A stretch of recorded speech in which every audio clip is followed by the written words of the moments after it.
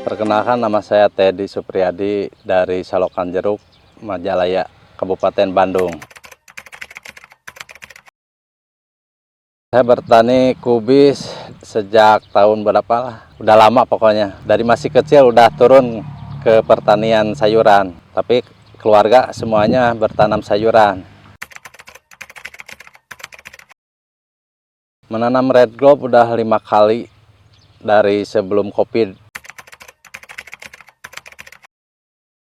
Kelebihan dari red globe, dari warna sangat bagus kalau di dataran sini. Dibanding di dataran agak tinggi, warna kurang nyala. Ini kan warnanya bagus, sampai merah. Merahnya merah tua. Dari permintaan pasar, pinginnya yang merah tua. Dari keseragaman, ini kan tergantung cuaca. Kalau cuaca lagi bagus, ya normal, lebih besar. Nyampe 2 kilo, 1,5 kilo. Tapi ke permintaan pasar, pengennya 1 kilo 3 ons. Dari daunnya, bagusnya naik ke atas. Nggak kayak kubis yang lain, ke bawah menutupi.